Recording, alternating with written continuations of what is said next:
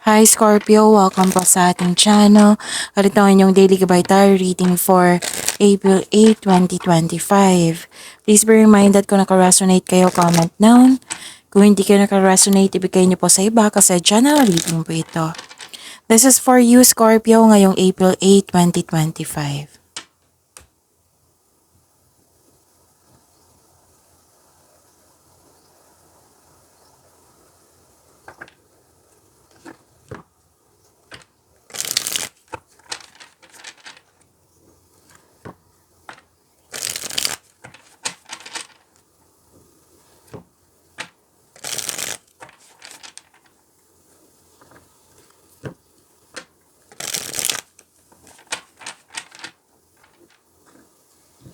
Para po ito sa inyo Scorpio ngayong April 8, 2025.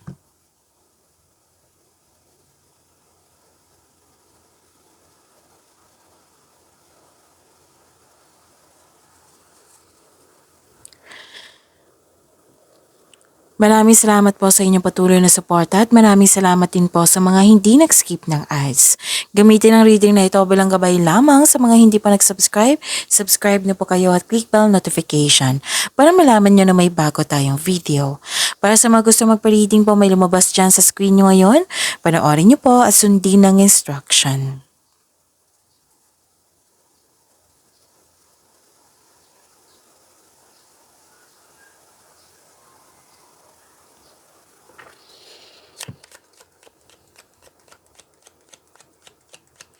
Spirits Guide, mga ganap po para kay Scorpio ngayong April 8, 2025 ay need 3 cards po.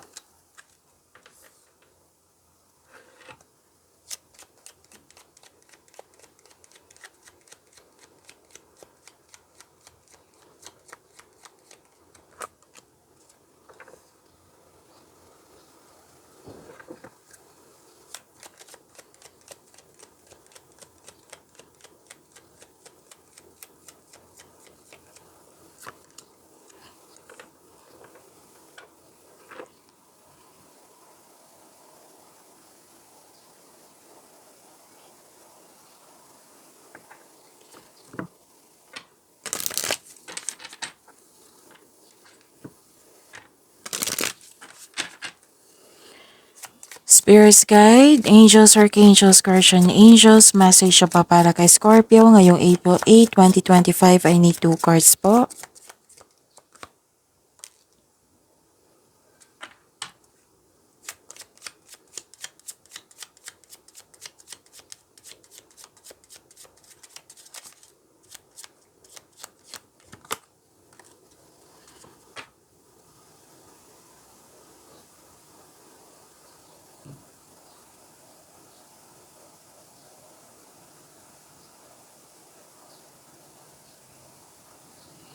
Ngayong April 8, 2025 para po kay Scorpio, may delay ako nakikita dito. Pwedeng may naalala kayo or mangyayari pa lang na disconnection sa isang tao na mahirap kausap. May delay dito, pwedeng delay sa paggawa ng aksyon kasi may hesitation, delay sa hinihintay nyo, delay sa paggawa ng desisyon kasi may tutol. May nag-observe sa inyo dito, may nagmamasid, may nag-observe, may nag-spy. Mag-ingat kayo sa kanya kasi mahilig siya magmanipula or may gusto siyang kunin sa iyo. At this is good kasi makaka-receive kayo ng tulong or makaka-receive kayo ng regalo. Pero din naka-receive kayo ng compliment kasi may recognition akong nakikita dito. At this is abundance and love is blooming. Nakikita ko yung happiness mo dito, Scorpio, and you deserve this happiness.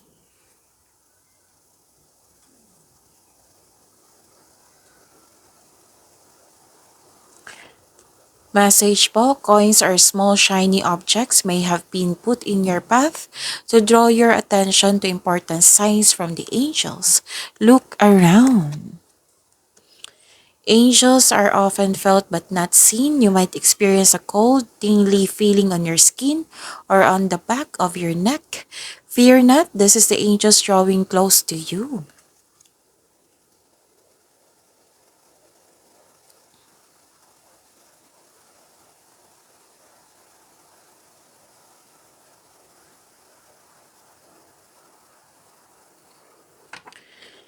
Spirits guide, ano pa yung energy ni Scorpio ngayong April 8, 2025? I need 2 cards po.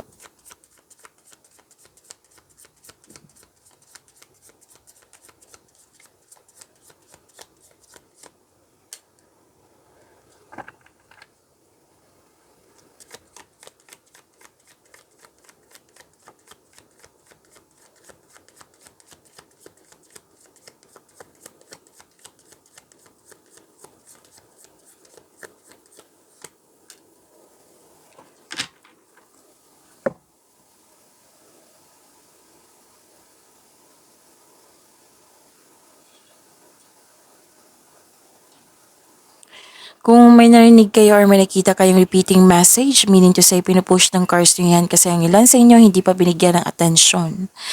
Like for example, nanood kayo ng April 7 and April 8 ngayon sa inyong video reading po, Scorpio. At may napansin kayo na repeating message. So yan yung pong ibig sabihin ng pinupush ng cards nyo na kailangan nyo bigyan ng atensyon, solusyon at aksyon kung maaari po. Remember Scorpio, at the end of the day, alam mo na ikaw lang taong may kakayahan at responsable na gumawa ng sarili mong katotohanan at kinabukasan. So ano yung energy ni Scorpio?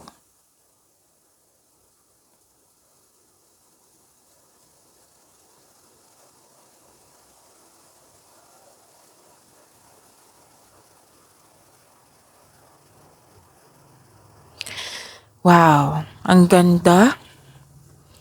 Hard work, productivity, this is movement, this is transition also. May bago kayong kasanayan at kaalaman. Yung mga ginagawa nyo ngayon, pwedeng bago ito?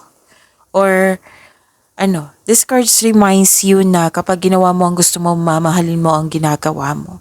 So, ini-enjoy mo yung mga ginagawa mo ngayon. And yes, busy kayo ngayon. Tapos, dalawang card na mismo nagsabi dito na may regarding sa inyong pera. O regarding ito sa inyong pera. Ang tagumpay sa inyong kaperahan at seguridad ay produkto na iyong pagsusumikap. Tagumpay ay nasa iyo na. So keep up the great work. So nag-hard work kayo para ma-secure ang future mo. Hard work at dedikasyon sa ginagawa mo ngayon for financial prosperity. So sabi ng card dito, patuloy mo lang magsumikap. Pwede na nag-aaral din kayo ngayon ng new skill para para ma-increase yung income mo. Gumagawa kayo ng passive income. So what you have been studying or practicing, it will lead you to abundance po. Trust that you can do anything. Basta mag-set kayo ng clear intention para ma-achieve mo itong, so that you can achieve success through diligent work that you enjoy. So, dalawang card na pa mismo nagsabi dito na may new beginning, bagong simula. So, may parating na blessings. Ito yung lumabas dito sa inyong oracle cards, Scorpio. Yung nakatanggap kayo ng tulong, nakatanggap kayo ng regalo. Dito sa tarot cards nyo, may parating na blessings, gift from the universe. Posibleng new job opportunity to or unexpected sum of money. Pwede na nag-take ka ng first steps para ma-enhance o ma-increase yung kaperahan mo. So, sabi ng card nyo dito, ang pagbabago na ito ay may unlimited growth towards to your finances. Finances nakikita ko dito at yung hard work mo. So, patuloy mo lang magsumikap. So, this is, pwedeng may path diyan na nasa tamang path ka that will offer more stability and abundance.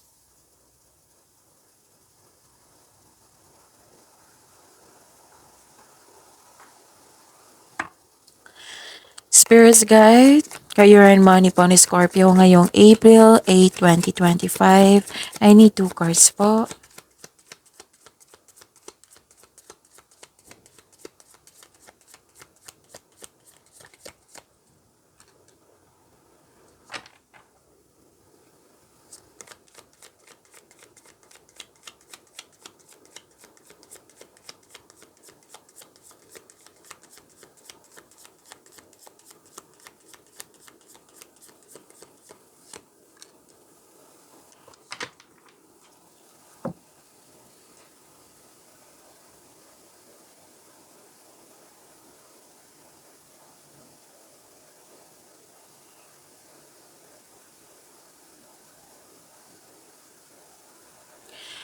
Wow, ang ganda. Ang ganda ng course nyo ngayon, Scorpio.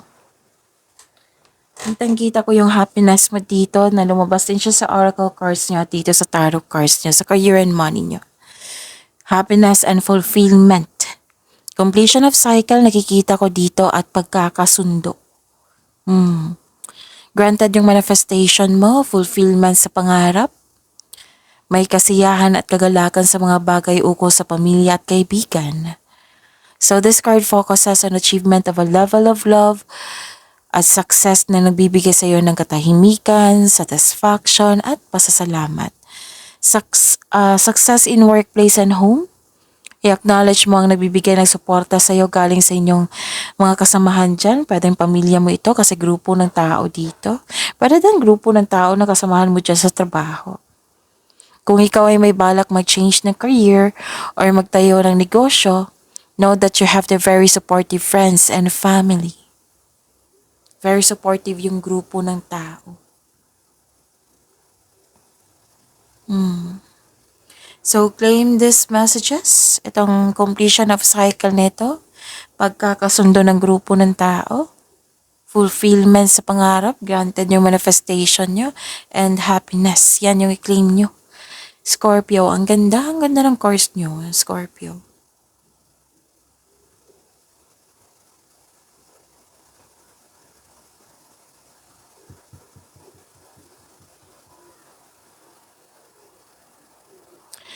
At nakita ko rin dito na you're inspired in action. Kanina pa to sa energy nyo. Very inspired kayo ngayon. At the same time, busy kayo. Marami kayong ginagawa. Hindi naman siya sobrang busy. Yung busy kayo na tamang-tama lang. Na you are very inspired. Ang ganda ng energy nyo. You have personal power. You're very confident. Wow, may victory dito. Mahigit pa to sa success, so claim this victory. Mas lumawak yung ambisyon mo sa buhay. Kontrolado na or naging stable na. Stability. So kung ikaw ay nag-aantay ng sign to take inspired towards your goal, this is it. This is the sign. Maaring maging kampante ka sa kung ano ang sitwasyon mo ngayon sa inyong career and money. Maari din na may makapangyarihang tao na or very malaki ang influence niya. Pwedeng boss mo ito, amo, or isang tao na very malakas ang kanyang influence. Na maaring magbigay siya ng tulong sa iyo. So, 3 card na nagsabi dito. So, own your space with confidence. Nasunod din yung gusto mo dito. It might be nasunod yung plano mo, ideas, desisyon. Ganda ng cards nyo. So, claim nyo po.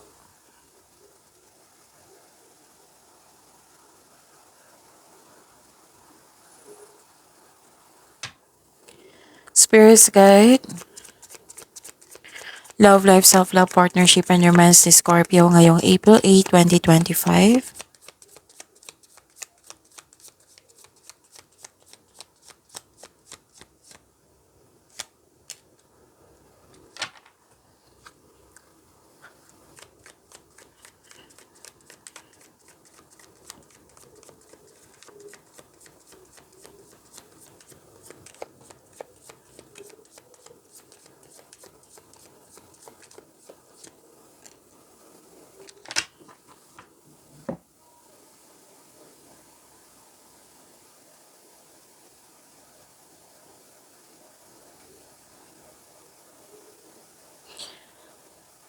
Ang ganda nito. Sa mga single po, may sinabi dito. This is, kasi, destiny card. May ganap ngayon na naka-destiny sa inyo. Whether may relasyon ka, boy, mag-asawa, sa mga single po. So, unahin muna natin yung sa mga single dito. Isang malaking good news to sa inyo, sa mga single dyan, Scorpio. Kasi, parating na po yung tao na para sa inyo, na nakatadhana sa inyo. Pwede din may namuong relasyon ngayon. So, this card symbolizes shared feelings and mutual attraction. Mostly romantic partnership talaga to. Or pwedeng dumating na siya, nasa harap mo na siya, or binigyan mo na ng, pumasok na kayo sa commitment, may commitment na may relasyon na. Para sa mga relasyon sa buhay mag-asawa, masaya kayo ngayon, mahal na mahal niyo ang isa't isa, at very supportive kayo sa mga ginagawa o mga plano mo sa buhay. Okay. Nag-uusap kayo dito may plano dito para sa pag-level up nyo. Whether single ka man sa mga relasyon dyan sa buhay mag-asawa.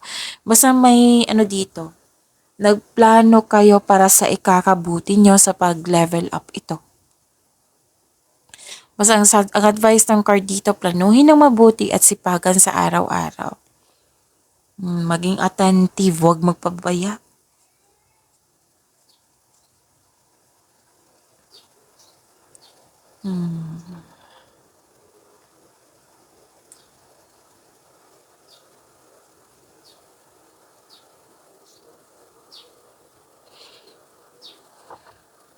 Okay. Di ba gumagawa kayo ng plano? Nalilito ka dito lalo na sa paggawa ng desisyon. Oo. May hindi nagkasundo dito. Pwede hindi kayo nagkasundo ng dahil sa, kasi may pag-uusap dito, di ba? Para sa pag-level up, para magkaroon ng stability. So, may nag-uusap dito na hindi nagkasundo.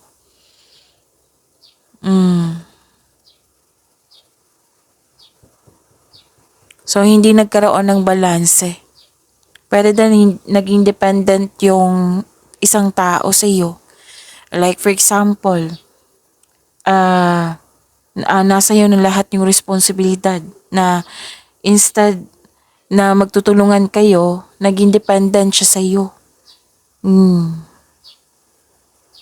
Yan yung nakikita ko dito na yung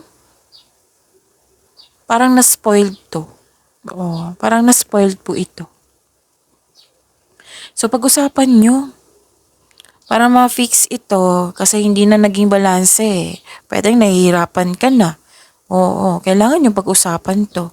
Pero before that na, yung magkaroon ka ng pag-usap, alamin nyo muna kung ano yung punot dulo, kung bakit kayo hindi nagkasundo. Pwede din may promises dito. Oo, may promises na nag-promise siya sa'yo, tapos hindi niya nabigay. Pwedeng kayo ito or yung taong yun na hindi niya tinupad or hindi niya binigay. At saka may frustration ako nakikita dito. Pero don't worry kasi at the end of the day, magkakaroon din ng pagkakasundo. Magiging balance din. Magkakaroon din ng alignment. So pag-usapan nyo regarding sa concern about sa commitment. Pwedeng commitment, pwedeng promises na hindi nabigay or hindi tinupad. Or hindi kayo nagkasundo. So, gawa kayo ng adjustment para magkasundo kayo. Teamwork kasi yan Usually concern sa isang tao talaga. Pwedeng kasamahan mo dyan na parati mong kasama na malapit sa iyo. Pwedeng partner nyo ito.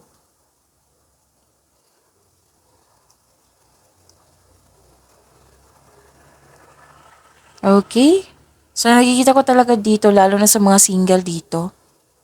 Parating na or nasa harap mo na. Dalawang card na po kasi nagsabi dito So, claim nyo Kung gusto nyo nang pumasok sa buhay ng pag-ibig. So, may celebration ako nakikita dito. So, celebrate the love in your life. Pag-imanin nyo po yung blessings sa binigay sa inyo, Scorpio. See you tomorrow. Please like, subscribe, and click bell button for notification para updated po kayo sa daily tarot reading natin. Maraming salamat po.